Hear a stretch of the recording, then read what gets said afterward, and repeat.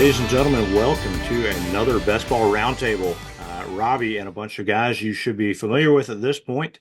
We are doing a recap of the Masters, which we're recording this on a Monday night, ended yesterday. Scottie Scheffler winning his second green jacket in a pretty easy fashion, I would say. And maybe these guys will have other thoughts on that. But going around the horn, I got Jonathan Hill, my buddy, partner in the BestBall enterprise here. I've got David Kirsch, Jason Oberdier, Joe Fellini, and AJ Stuckey. Mark Caddy unable to join us tonight, family obligations, but I know he was glued to the Masters because I heard him recording Caddy Tales podcast earlier today, and they had a good conversation about it. But let me just open it up, guys. What'd you think of the 2024 Masters? First thoughts. Kirsch, we'll start with you. Inevitability. Scottie Scheffler is rewriting what we thought we knew about this kind of generation of golfer, and there were moments where people thought, kind of little Avengers Endgame. People thought that they had a chance. They thought they had a chance. They thought they had a chance, and then he just snapped his fingers and it was over, just like that. AJ, nice amen corner hat. That's right. Yeah, I mean, kind of off of that. I mean, Scotty, dude, his mental game's unreal. You know, it's like he walks down Augusta National with no nerves, no nothing. You know, and I mean, none of those other guys had a shot pretty much the entire last day. I was sitting on the couch and I was dozing off, and I dozed off probably about 30, 40 minutes, and he was -7 when I dozed off. I woke back up and he's -10. I was like, oh, it's over with. Joe, how about you? What were your initial thoughts of the weekend? Well, I thought what was really interesting was the fact that so many different guys made a run at him, and and they fell off, and then this one fell off, and then this one made a run, and he fell off. And that's what really was interesting to me about the tournament was how many people thought they had a chance, and then all of a sudden they didn't. Yeah, Jason, anything surprise you or stand out with Scotty's win? To be honest, I feel like the moment is never too big for Scotty. Like he's unflappable. I mean, especially this run that he's been on the last month is just it's incredible, especially after just the weather and the wind that they had. It's just like it unfazes him. And with the rough start that he had on Sunday, those iron shots that were off the first 8 holes or so. I mean, he didn't get rattled, his nerves, he just stayed calm and weathered the storm. And I mean, he's unbelievable right now. Yeah, I agree.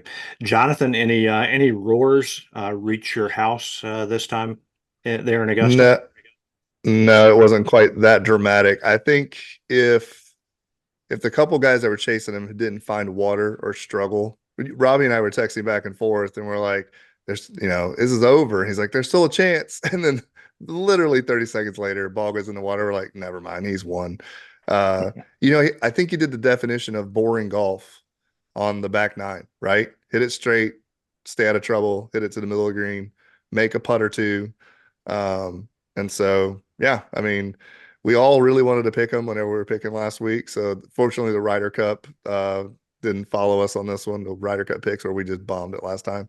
But there was still hope. You were kind of hoping that maybe somebody would make it at least a little tighter so that, that shot out of the sand on 18 could have been more interesting than just, I think they said he could like shoot a 7 or something like that and still win. So, yeah.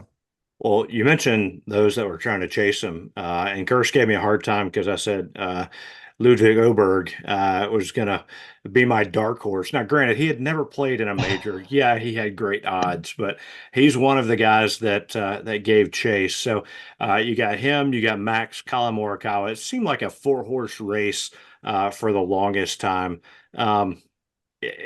Would you guys be surprised? And we'll just kind of pause the Masters thought. Would you all be surprised with any of those 3 guys? Obviously, Colin has won a major, but any of those guys winning one at some point? Kirsch? No, I mean, I don't think so at all. Max got a little bit of the Ryder Cup bump, just like Ludwig did. I think there's something about it.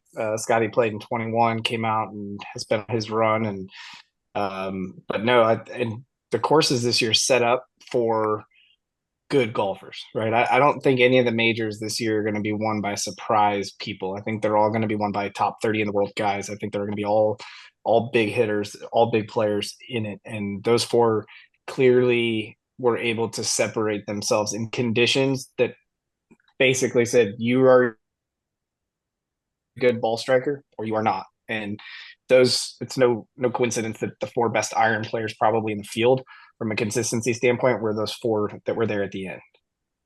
Joe, you're there in Pinehurst. We got the U.S. Open coming there in a couple of months. Of those three guys, would you pick one of them, or maybe everybody's still picking Scottie at that point? Oh, I think you got to come right back with Scottie again. I mean, he hits it everywhere he needs to hit it, and I think in Pinehurst that's a really important thing to be able to do, because you don't want to be hitting it out of that wire grass in in the waist area. So I think Homa would have a chance here too. I think he'd have a real chance here because he hits it. He hits it in spots where it's going to be good here, and I really think that he'll be fine. Yeah. Jason, what'd you think of Åberg in his first major? Yeah. I mean, I feel like we've kind of seen this come in the last year, just the way that he's progressed. It seems like every step forward, he just ceases to amaze us. And, the spotlight isn't too big for him. And, you could see it on his face yesterday that he just kind of embraced the moment, and it didn't really rattle him at all. And, it was pretty cool to see that, such a young kid is ready for that big moment. And I think it's coming really soon. Yeah, I like your comment about seeing it on his face. What, on 11, he throws it in the water, double bogey. He walks off. He and his caddy are smiling like, yeah, that's the Masters. You hit it in the wrong spot and you're gonna get it punished. And granted, he got one or two back after that and got second. So, AJ, what stood out for you from those guys that were chasing? I was gonna say Aberg as well. His, just as Jason said, his face, it kind of showed it. No matter what moment it was, you saw the guy smiling, and if he was dropping a putty, embrace the moment. And I just thought that was so cool because you would imagine somebody that young to let the nerves get to him, especially never being there before. But yeah, I was really pulling for Morikawa, but just kind of fell apart a little bit. It's hard to believe that if he would have won the Masters, that would have been the third different major that he would have won, which is unbelievable. I mean, you kind of forget about the Open that he won, what, a year or two ago? Yep. And then the PGA Championship. I mean, his iron game is just unreal. Yeah, that, what, 3-wood or whatever he hit in the PGA a couple years ago, late in that round to kind of seal the deal. That was, well, I think, like you guys said, great shot makers, which all of them are. They might be well suited for a major later this year. Jonathan, you and I were texting back and forth, and we were trying to figure out when we were going to call it, right? Like, all right, it's Scotty's, no one else. And we said, well, Amen Corners is still to come in 11, 12. They kind of showed what they can do to a golfer. What was your take as you watched that? I just kept thinking through, if you could stay in touch within one or two shots, maybe you can put pressure on, maybe you get one of those drives. The weather was doing weird things. Even the wind on Sunday, even though it wasn't terrible, there were still just moments that a gust of wind would knock something off. But as soon as Scheffler, right in the middle of 12, like literally just in the center of the green, you're like, okay, it's over. I mean, it's kind of like, they kept talking about it. It's like Tiger, whenever he was just playing that well, it was, you can't miss the 12-footer birdie. You have to take that opportunity every. Well, you mentioned Tiger, and he played his 100th round there at the Masters. Jason, what did you think of Tiger's weekend? Made the cut. Yeah, I feel like you can only see it as a positive. He got 4 rounds completed, even though it looked like he was struggling to complete those rounds. Nothing but positive. I'm looking forward to seeing what he has going for him at Valhalla, a place that he's won at before. So a month's rest. I mean, Valhalla's not nearly as hilly as Augusta is. And yeah, I mean, he got 4 rounds in, so that's positive. Yeah. Does anybody think Tiger can win, let alone win a major anymore? I've got I'll never. questions. I had a Oh, go ahead. I had a friend of mine that was there on Saturday, and they said they saw him come off of 2 and go to 3, and they were like, he just exuded pain. Like he looked in such bad shape physically. And they've been going to the Masters for decades. So they've seen him in his prime, they've seen him other places, and he'll never take the cart, right? If he took the cart option, he could probably keep winning until he's 65 years old or something, until Charlie takes over. Uh, but he's just not going to. And so I don't see, he even talks about it. He cannot do the same amount of reps that he used to have. And so unfortunately, whatever that looks like, I don't know how many hours a day you got to spend doing it to make it that good, but it's got to be more than what he can do physically. So Yeah. This was also Vernon Lundquist, his final call. Joe, what might be your favorite Vern's call over the years? Oh, it's got to be Jack in '86. I mean, come on, that yes sir is everybody knows it. So to me, that's got to be the most famous. But he's someone who just exudes class too. Yeah, I watched some of his interviews yesterday afterwards, and the things that they shot before, and to have Tiger go up to him, on 16 and say something to him, I thought was really special too. So, he's just one of the best. He's just one of the best. Yeah, I agree. Hopefully, they'll let him just continue living up in that tower on 16 and not move out. All right, so here's a random question. If you guys had the opportunity to play Augusta National one time, but you had to give up playing golf, let's say for 5 years, would you do it? A lot of quiet thoughts going on. I would say that. no. I'll jump Yeah. in and go. I'll say no. Golf is way more than the course that you're playing, and I'm just fine watching it and looking from afar. It'd be really awkward doing a golf podcast and not being able to play golf. So I'd have to say no as well. But no, I mean, the same with Wade's Kirsch, right? Like I would have just as much fun on a $12 course. I don't feel like I'm good enough to enjoy someplace like Augusta National at this point. Like if someone invited me, of course I'd go. But the whole time I'd be thinking, this is going to be 150 shots. I'm just going to be embarrassing at some point. So My son sent me that's a picture today of, I guess somebody reported that I think a female reporter, sports reporter or something, won the media lottery, and she was going to play Augusta National today for the media day, and it was going to be her first round of golf ever. Yeah. And I mean, I get the media lottery. Maybe one day we'll be in it and we can have an opportunity to do it, but who knows? But I just, it seems like there needs to be a, have you ever played golf before box that you have to check before entering that thing. So, And all right. Robbie, I'd take it a step further, and I'd say you need to have a handicap. Okay. And let's give him a handicap. Let's have someone go out there that's a golfer. Let's not get carried away because I would be invited someday for media day and I will probably never have a handicap. So other than Really? golf, but it's not televised. We don't need to have handicaps. It's fine. Poor caddy. Maybe I sort of understand. Yeah.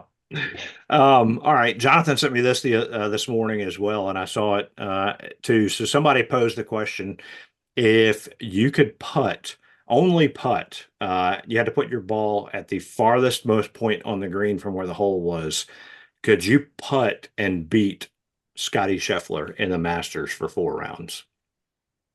Kirsch, do you think you could do it? So my ball was always placed At the farthest spot on the hole that you're playing. So hole number one, Oh, it's yeah. okay. Does anybody think they would not be able to do it?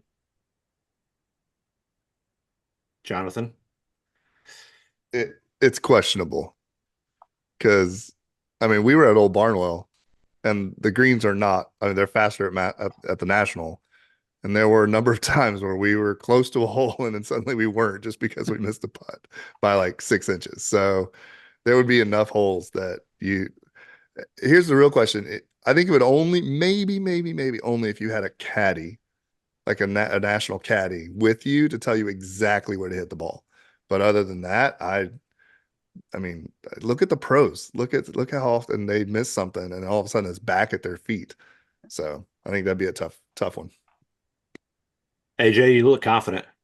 Yeah, dude, the putters, that's my sweet spot right there. And my lag putting is about as good as any part of, or actually probably the best part of my game. I think I'd be able to get Scotty, but it still could be close. Yeah. So let me ask this question, Jason. I'll start with you. How many more green jackets does Scotty win? Oh gosh, that's hard to say because he looks like he's unstoppable as soon as he drives down Magnolia Lane. I don't know. I mean, unless barring injury or something like that, I could see at least two more. I mean, he's what, 28 years old, I think.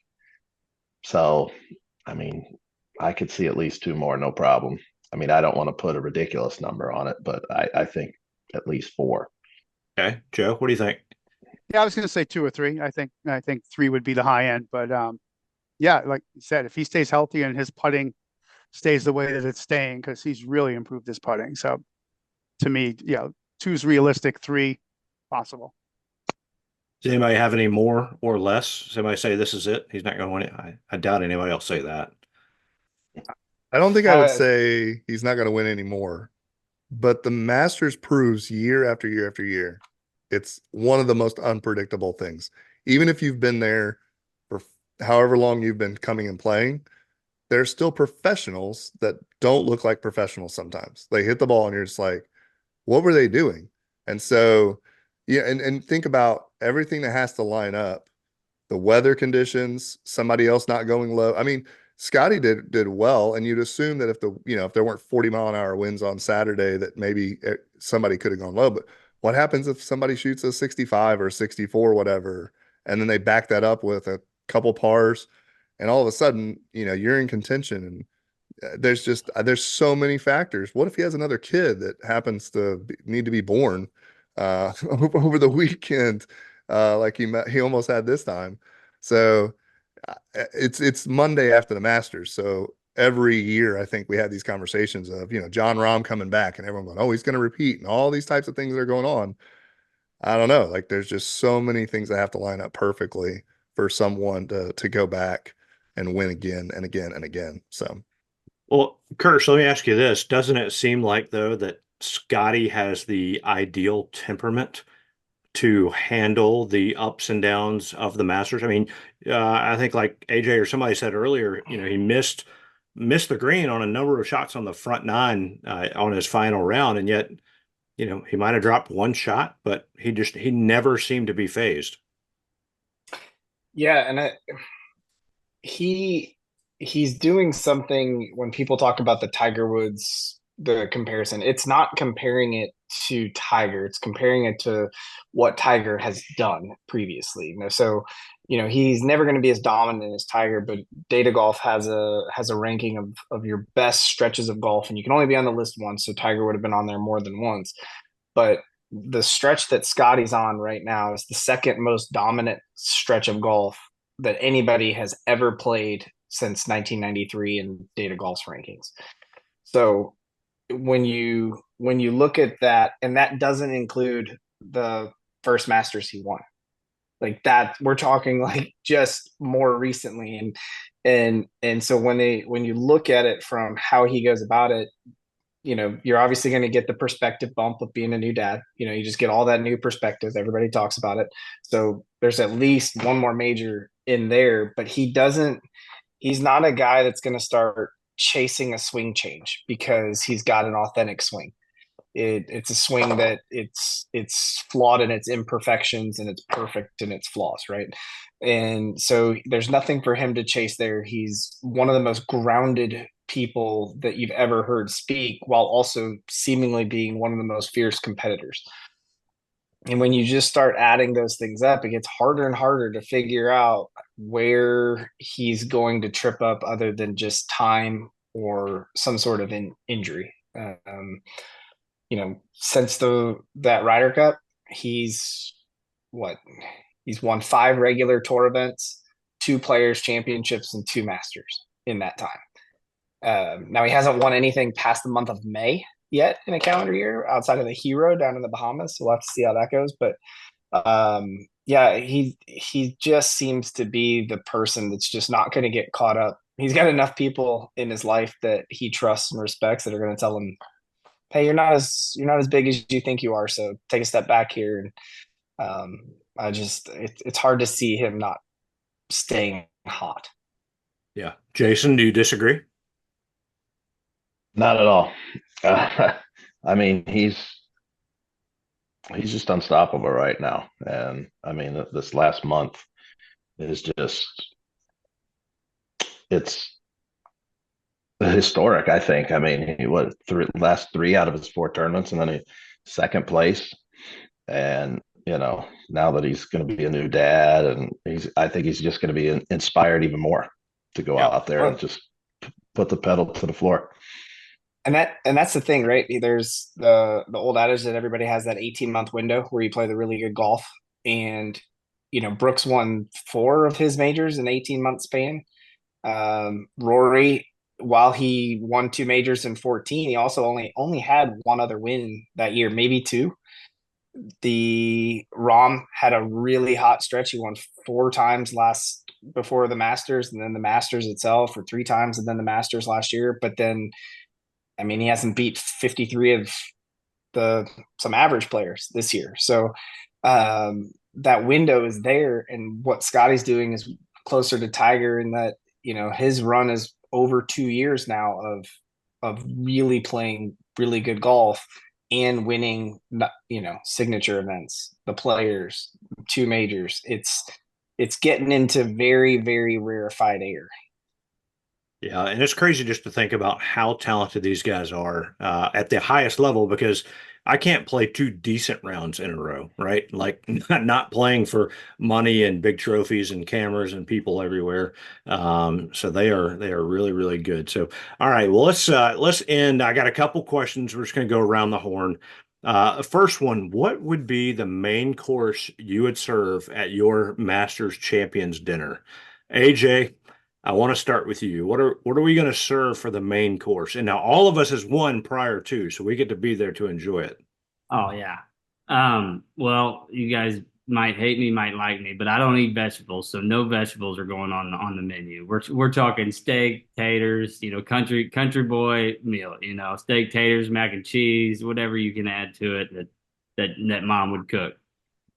Got it. Joe? I think I'm going with some lobster ravioli for you.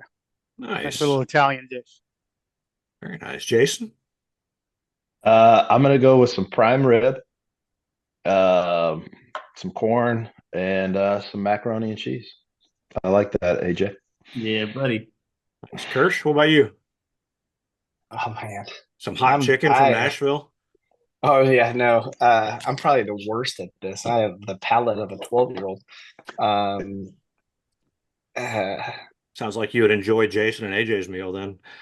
Yeah, I mean, I'm going to keep it basic. If I'm going to have something and it's going to be this, honestly, it's going to be some sort of tacos. We're going to have, you're going to be able to go, some sort of beef, chicken, or seafood taco. Nice little rice side. Definitely something to dip it in or pour over it, but it's going to be in that vein. Nice. Jonathan?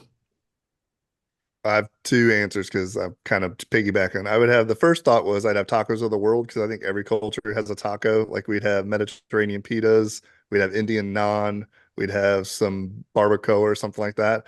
But then there's literally a place just south of Augusta called Country Boys that has the best ribs. And I think I would ask them to come and cater the Augusta National Masters dinner, because anytime you want to go, if you're in town, drive the 45 minutes south to Country Boys. Whenever you get ribs, they always throw in an extra one on your plate. So I think I'd ask those guys to come in and cater for us. Very nice. Well, I'm going either barbecue or some of the best steaks. that I could find. And yeah, pair that up with a good wine, maybe a good bourbon. It'll be a good time. We'll have all you guys there because everybody will be wearing our green jackets. So, all right, let's finish up with this. I want you to take 3 words or less and summarize the 2024 Masters. Kirsch, let's start with you.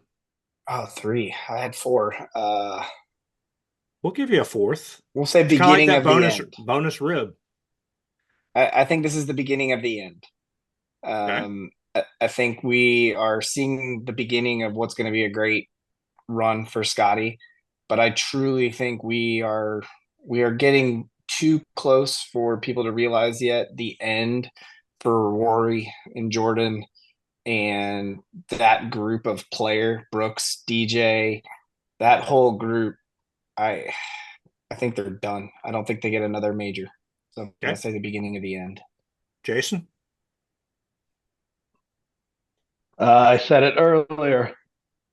Moment not too big. I know that's 4, but I mean, he just seems like he relishes in the moment, and he just, that's what he lives for. He talked about it in his press conference. You can't really tell how competitive he is, but he said he hates losing, and he shows it. I mean, his play absolutely speaks for itself. So, yeah, I say the moment not too big. Okay, Joe? Say the next superstar. I think this is the guy. And like you guys said, he's got the right temperament. He's got the right game. And I just think he's going to be up there for a while. Okay. AJ? I'll say Scottie. I will do 4 as well. Scottie loves to win, and like he was saying, he's just, I mean, all together. It doesn't matter what sport it could have been. It could have been tennis. It could have been anything. He just wants to win. It doesn't, like you said, the career is the most unsatisfying career there is, golf. But it didn't matter as long as he's winning it. That's all he wants to do. Perfect. All right, Jonathan, what you got? Too much wind. I think the conditions made a major difference this year, and I mean, everyone had to play it, but it doesn't change the fact that you get rid of that wind and it's favorable conditions, even with hard greens. It could have been a much different weekend. So well played to him for finishing it out and being better than everyone else. But it would have been really fun to see if someone could have made runs from, 2, 3, 4 back, things like that. Scottie might have beat him by more. That's All true. right. Well, mine, I didn't even have this question planned before, and I did not have an answer. But thinking through all of you guys, I'm going to do sneak in a 4th word. I put Masters in parentheses, but I'll say green with envy. Masters green with envy there. And I think it's Scottie's game right now. Kind of like in the women's game, it's Nelly Korda versus everybody else.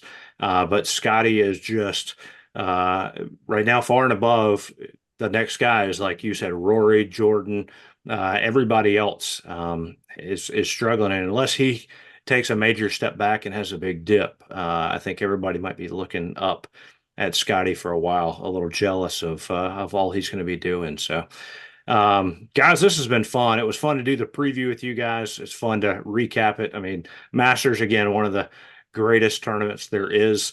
Jonathan and I, we got to do a live show down at the Top Golf in Augusta. Appreciate Atomic Golf, Joel, our buddy, for setting that up. Go check that out on YouTube if you haven't seen it yet.